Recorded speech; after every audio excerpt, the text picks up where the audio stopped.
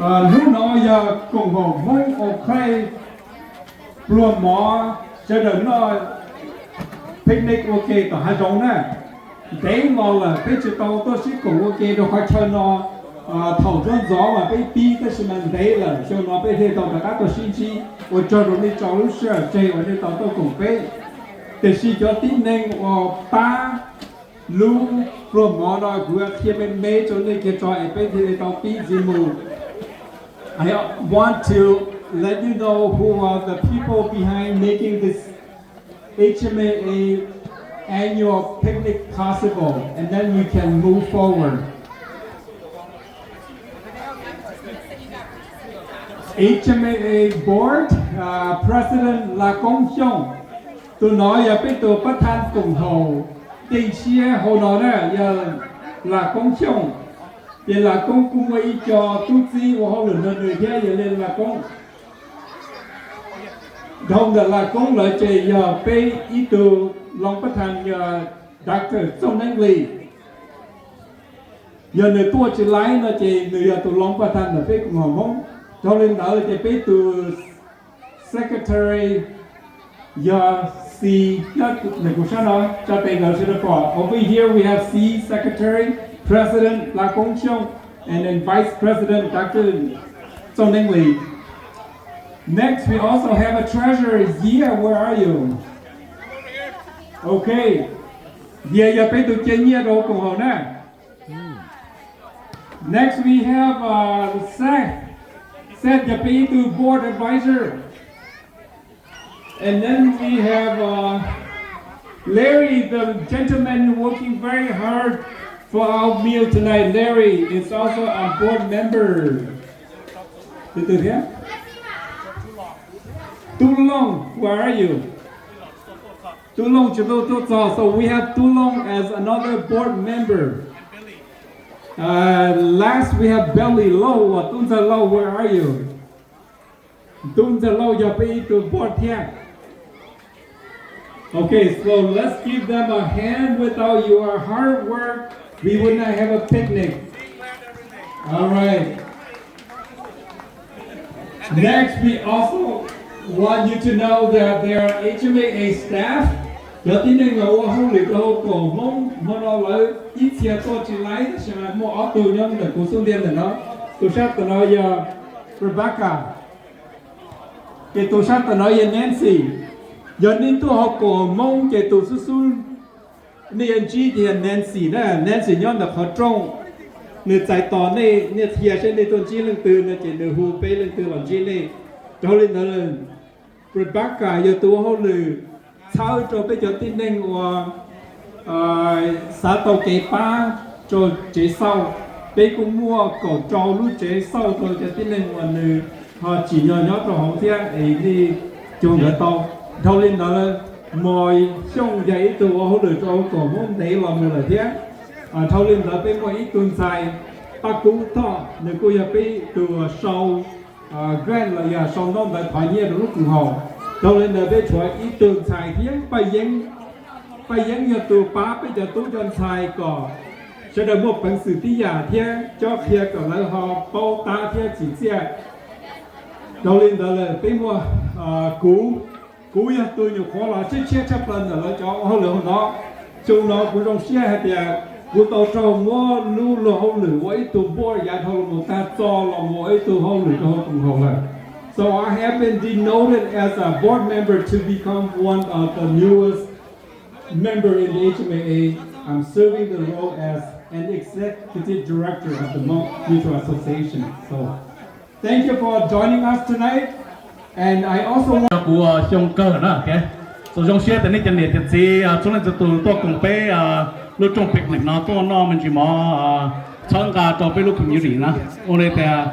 Ông đây của sao cho với cho sponsors nữa, okay. Với cho sponsor, hay với cho cái món là cho bố khổng hay bố cho raffle item hay bố complete rồi bây giờ thế ông đây thì chúng món là bây giờ chỉ tôi cho complete trong này nó hay là số của sao cho American, okay. Bên bữa tay đó American, là phát thơ lúc còn học công cầu đi.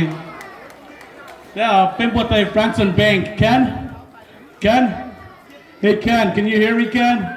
Hey, we just want to acknowledge your raffle ticket items and your support for our community. So, we want to appreciate you. So, big boy Ken from Branson Bank.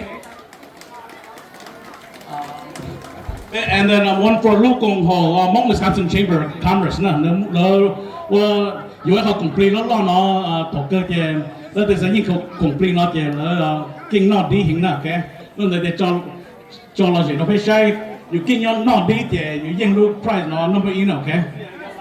I want to acknowledge all our officials that has come to support our community picnic here. So if you're an official, please raise your hand. I think I saw our city council, Larry Moga. We see Jeff Smith here. We have a few officials here from the county board. Michelle, we see Michelle too. Our board president of the city council is here too. So Jeremy, there's Jeremy. So did I miss any other officials that are here too? So Jeff Smith, yep. Senator Jeff Smith. So cú sa cả bây giờ mua tay rồi là tôi xin lỗi xin muốn ngày tôi cùng bé tôi chơi bé rồi nó nói thế so. Thank you guys for coming out and being a part of the community too as well.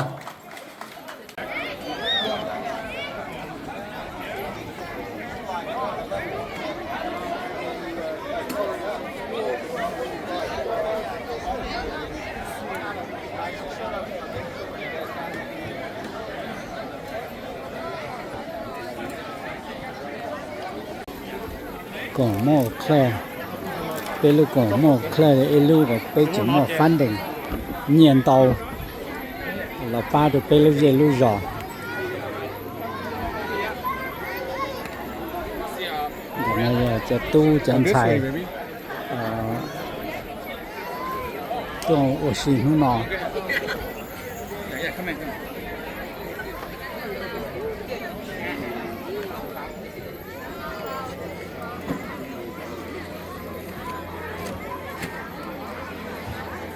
Đây là đồ món nọ nè.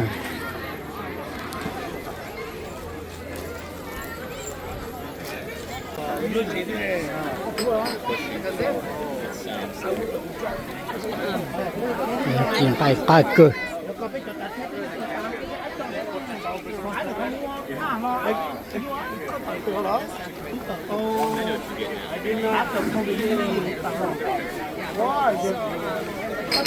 có tờ kinh tế điện tử của cái tờ lo tờ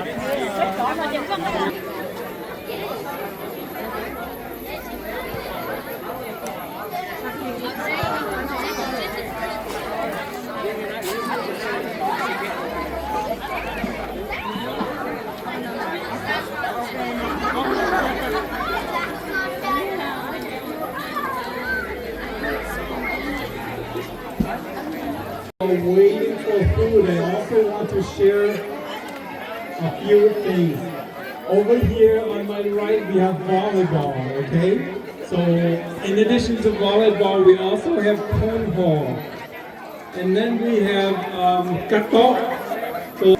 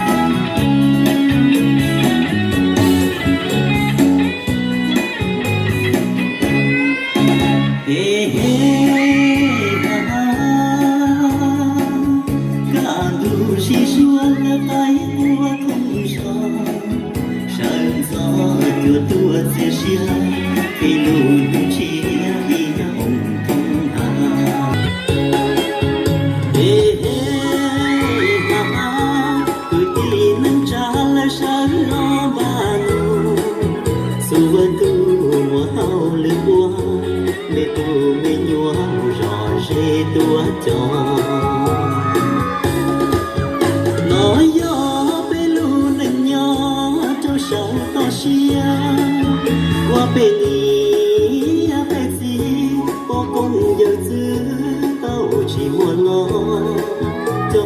chạy tận hào do đã qua tây mùa từ tiếng nó xì hào xì chê hey hey ha ha sông lâu vô na sông chia vô tới tua tây mùa tuần vô lòng ba nó tây châu đi xì sông ai hùng đi hậu gió lưu chia tây châu lúa ngâu luôn trâu xì dầu bò bò xuân lên xuân lưu yên lo dệt xuân cho xuân già nó lo giờ bay lùn ninh to xia nó rề hình kia bay lùn ninh nhỏ to xia nó rề hình kia bay lùn ninh nhỏ to xia nó rề hình kia bay lùn ninh to xia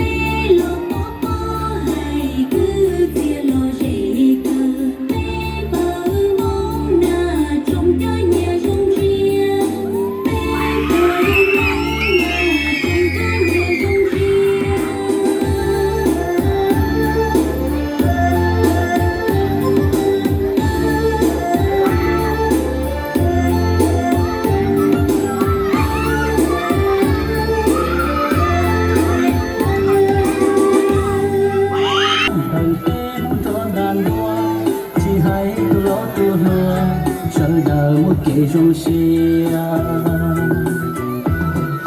bê mong bê muông xin chi nó già rong chia cũng thay cứ chia chúa ta chân già chuông con do bê hai mong chỉ cho lòng đầu tia thơ tới mong tu chia khen từ một bê hai mong rong xia chắp lên đi xuống cho mỗi dòng bỏ tu lo tua chỉ lo gì nữa say biết cho nhu tử xin đầu đến say sáng chế chỉ có cái lo gì cô cho cái hãy năng hong tia lo dòng xia tia tàu dù nó gió mong về mong một tròn nơi nhẹ để đi rong gao tu na pe mong trông trong câu mong lo gió mong na trông cho sầu trong say dòng xa đi pe cứ đi mong dòng xa đi pe cứ đi mong thì hôn thầu lo nhỏ to xia lo pe tia thì qua lấy gió mong na pe